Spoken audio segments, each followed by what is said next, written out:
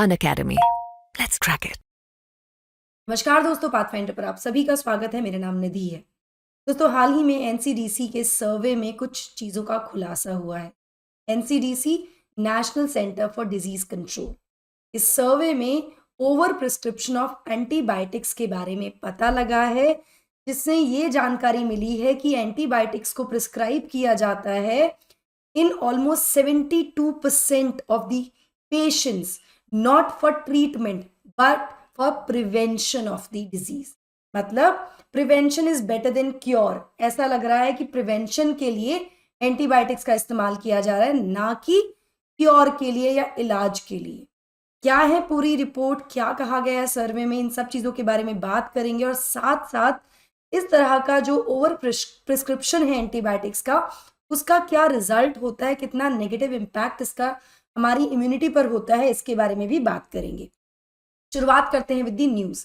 तो according to the survey, almost 3 out of 4 patients, हर 4 में से 3 पेशेंट्स को, जो कि टर्शरी केयर हॉस्पिटल में जाते हैं, मतलब जहाँ पर एक्सपर्ट ट्रीटमेंट के लिए, स्पेशलाइज ट्रीटमेंट के लोग जाते हैं, जहाँ पर सर्जरी एक्सेट्रा होती हैं, वहाँ पर प्रिस्क्राइब किया जाता है एंटीबायोटिक एक प्रोफाइलैक्सिस की तरह, यानी to prevent an infection rather than to cure it. कि इन्फेक्शन ना हो इसलिए एंटीबायोटिक दिया जाता है, उसको क्योर करने के लिए नहीं दिया जाता। यहाँ पर मैं आपको बता दूं कि 3 पेशेंट्स में से more than 1 patient were given double coverage, यानी उनको 2 एंटीबायोटिक्स दी जाती हैं at the same time to treat same infection, जो कि हमारी इम्यूनिटी के लिए काफ़ी डेंजरस है। ना, ये जो फाइंडिंग्स है सर्वे की, ये आई हैं from 12,000 prescriptions at 20 hospitals across India. और ये सर्वे कंडक्ट किया गया था national centre for disease control के द्वारा, एनसीडीसी के द्वारा। और ये दिखाता है किस तरह से ओवर यूज हो रहा है एंटीबायोटिक्स का, और ये कैसे हमारी लॉन्ग टर्म इम्यूनिटी को अफेक्ट कर रहा है। जो स्टडी है कंडक्ट की गई थी between November 2021 and April 22 under the national programme for anti microbial containment. इसके बारे में और ज़्यादा जानकारी लेंगे और ज़्यादा जो फाइंडिंग्स हैं उनके बारे में पढ़ेंगे। बट बिफोर मूविंग फॉरवर्ड, ये मेरा छोटा सा इंट्रोडक्शन है दोस्तों। ये मेरा टेलीग्राम चैनल है, जिस पर आप मुझे फॉलो कर सकते हैं मेरी सभी क्लास की अपडेट, शेड्यूल्स, पीडीएफ्स के लिए।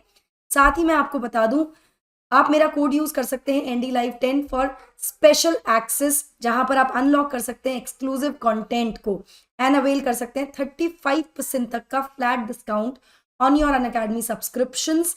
यहाँ पर एक चीज़ इंपॉर्टेंट ये है कि डिस्क्रिप्शन बॉक्स में आपको एक काउंसलिंग फॉर्म मिलेगा दोस्तों, जिसको आपको फिल करना है। वहाँ पर आपको बहुत सारे एजुकेटर कोड्स मिलेंगे, उसमें से आपको कोड यूज़ करना है NDLive10, ताकि ना केवल आप ये एक्सक्लूसिव कंटेंट अनलॉक कर पाएँ, इसके साथ साथ आपको हमारे ऑफलाइन सेंटर्स में फ्री डेमो क्लासेस भी मिल जाए। जो फ्री डेमो क्लासेस के लिए एलिजिबल आप तभी होंगे जब आप मेरा कोड यूज़ करेंगे काउंसलिंग फॉर्म में। काउंसलिंग फॉर्म को आपको फिल करना पड़ेगा, ठीक है। इसके अलावा हमारे जो करोल बाग सेंटर है, वहाँ पर ये कोर्सेज आपको अवेल कर सकते हैं फ्लैट 35% डिस्काउंट पर विद माय कोड NDLive10। आप किसी भी क्वेरी के लिए सेंटर विजिट कर सकते हैं, या फिर आप इस फ़ोन नंबर पर भी कॉल कर सकते हैं। साथ ही जो मुखर्जी नगर सेंटर है, वहाँ पर भी ये कोर्सेज आपको मिल रहे हैं फ्लैट 35% डिस्काउंट के साथ। NDLive10 आपको कोड यूज़ करना है, इस नंबर पर आपको कॉन्टैक्ट करना है अपनी किसी भी क्वेरी के लिए। एक सेंटर हम लेकर आए हैं प्रयागराज में भी, जहाँ ना केवल हम आपको UPSC फाउंडेशन बैच दे रहे हैं, इसके लिए कोर्स लेकर आए हैं, बल्कि आपके प्रीलिम्स के लिए भी क्रैश कोर्स हम लेकर आए हैं। और UPPCS का नोटिफिकेशन ऑलरेडी आउट हो चुका है, तो UPPCS के लिए भी फाउंडेशन सक्सेस प्रोग्राम आपके लिए हम यहाँ पर सेंटर में लेकर आए हैं। इस सेंटर में क्योंकि ये पहला बैच होगा, तो आपको फ्लैट 40% डिस्काउंट मिल रहा है, लेकिन कोड आपको यूज़ करना है NDLive10 so that I can also help you in your preparation. इस नंबर पर आप कॉन्टैक्ट कर सकते हैं अपने किसी भी डाउट या क्वेरी के लिए। चलिए, रिपोर्ट में बताया क्या गया है ये जान लेते हैं दोस्तों। तो सर्वे में पता लगा है कि 71.9%, यानी ऑलमोस्ट 72% जो पेशेंट्स हैं, उनको एंटीबायोटिक्स प्रिस्क्राइब किए जाते हैं, जिसमें केवल 10% पॉइंट डिफरेंस है in antibiotic use between ICU and sickest patients and the other ward. सिर्फ 10% का डिफरेंस है, मतलब बहुत ही प्रिवेंशन के लिए दिए जा रहे हैं, और जहां पर एक्चुअली नीडेड है उसको अगर कहें तो सिर्फ 10% का यहाँ पर पॉइंट डिफरेंस देखा गया है। सरप्राइजिंगली 55% जो एंटीबायोटिक्स हैं उनको प्रिस्क्राइब किया गया है नॉट फॉर ट्रीटमेंट, इलाज के लिए नहीं, बट उसको इन्फेक्शन को प्रिवेंट करने के लिए, इन्फेक्शन को क्योर करने के लिए एंटीबायोटिक नहीं दिया जा रहा। नॉर्मली जो एंटीबायोटिक का यूसेज है, एंटीबायोटिक दिया जाता है जब बहुत सीरियस इन्फेक्शन होता है उसको कर्व करने के लिए, but in 55% of the cases यहाँ पर इन्फेक्शन ना हो इसलिए एंटीबायोटिक दिया जा रहा है। एंड एंटीबायोटिक की जो एक्सेसिव डोजेस होती हैं या ओवर यूज होता है, कहीं ना कहीं हमारी इम्यूनिटी को बहुत ज़्यादा वीक कर देता है। हमारी जो बॉडी का जो सिस्टम है which fights with the infections and diseases, bacterias etcetera, उसको ये बहुत ज़्यादा हैम्पर करते हैं।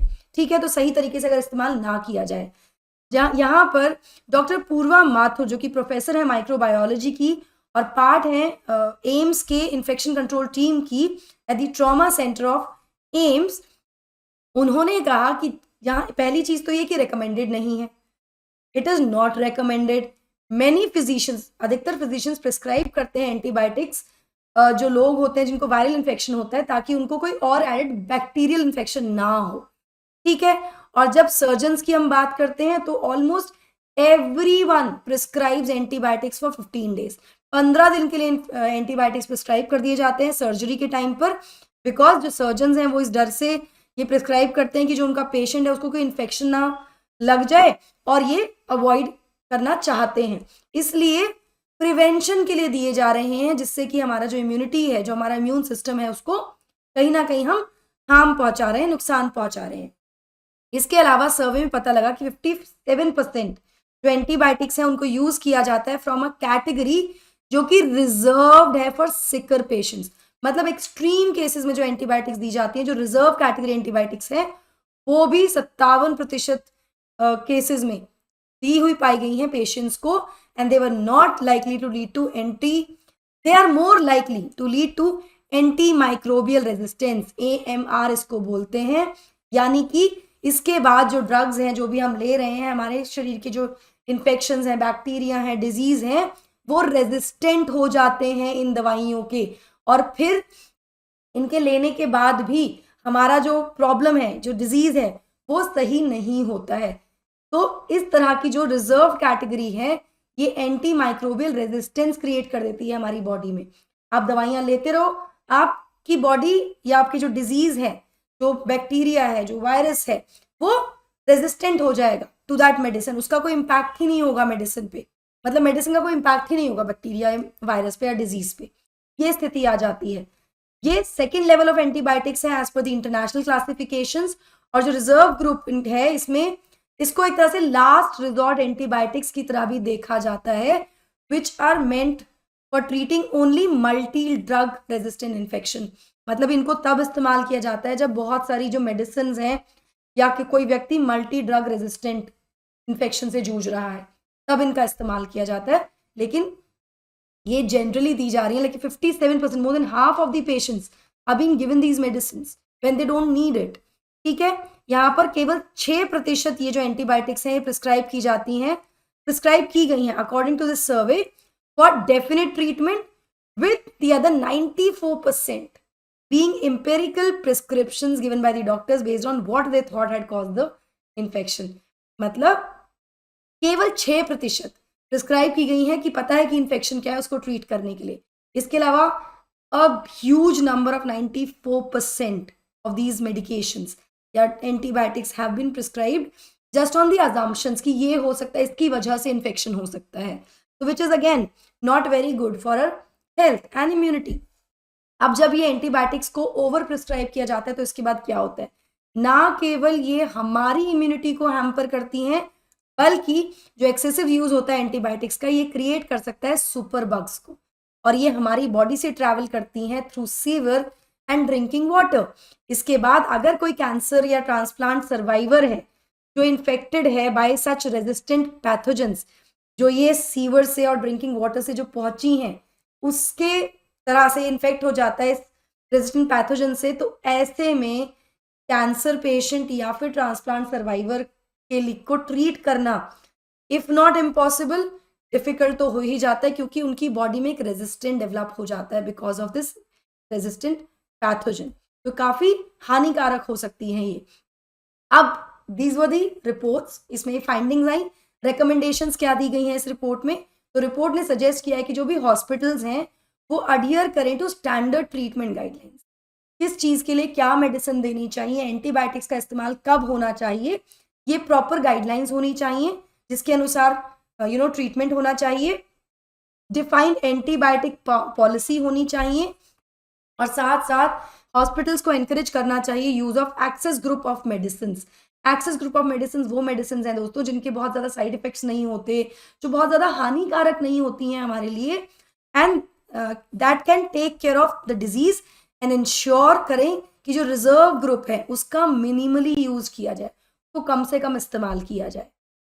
साथ में ये भी सजेस्ट किया गया कि मल्टीपल एंटीबायोटिक्स का यूसेज को अवॉइड किया जाना चाहिए मोस्ट ऑफ द केसेस में।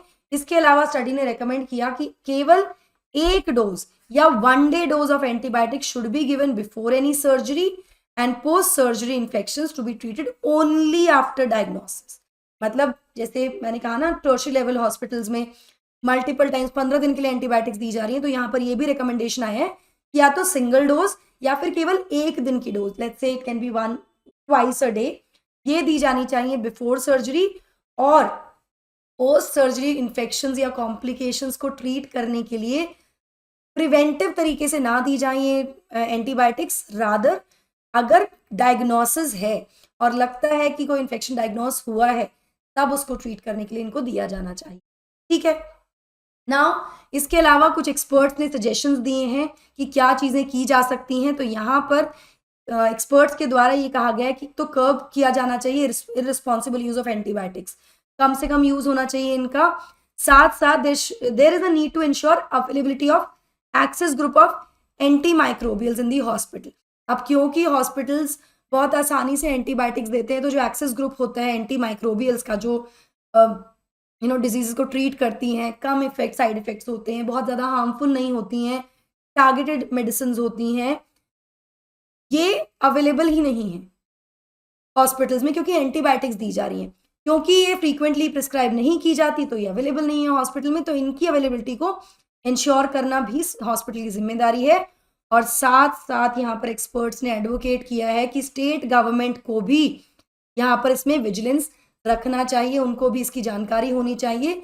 वो सभी हॉस्पिटल जो फ्री मेडिकेशन या फ्री मेडिसिन प्रोवाइड करते हैं, ताकि मिनिमाइज किया जा सके इसके जो एंटीबायोटिक्स का ओवर यूज है उसको। तो आई होप आपको इससे क्लैरिटी मिली होगी, समझ में भी आया होगा। अगली बार अगर आपको डॉक्टर प्रिस्क्राइब करते हैं antibiotic, make sure that you ask your health expert कि क्या वाकई में मुझे इसकी ज़रूरत है, और दी एक्सेस जो मेडिसिन होती हैं, जनरल मेडिसिन होती हैं, उससे काम चल जाएगा। Do not question the judgment of your doctor, but at least you can show your concern over the use of antibiotics. चलिए, जैसा कि मैंने आपको शुरुआत में बताया, एनडी लाइफ 10 कोड यूज़ कर आप फ्री डेमो क्लासेस अवेल कर सकते हैं हमारे ऑफलाइन सेंटर्स पर दोस्तों। इसके अलावा ये सारे बेनिफिट्स भी आपको मिल जाते हैं हमारे ऑफलाइन सेंटर्स पर। अभी जाकर विजिट कीजिए, कोड आपको यूज़ करना है एनडी लाइफ 10। और ज़्यादा जानकारी आप काउंसलिंग फॉर्म को फिल करके हमारी टीम से भी ले सकते हैं। हमारी टीम आपको कॉन्टैक्ट करेगी और आपसे बात करके आपके डाउट्स को क्लियर करेगी। इसके अलावा प्रीलिम्स 2024 के लिए भी कुछ हम special batches for GS and CSAT introduce करने वाले हैं, जो कि आपको जिसकी ज़्यादा जानकारी आपको सेंटर्स पर जाकर मिल जाएगी। So go visit the centres now. That will be all from my side. I hope you like the session. Do not forget to like, share and subscribe to the channel, and also hit the bell icon so that you get notifications about the latest. Thank you so much. God bless. Take care. Bye.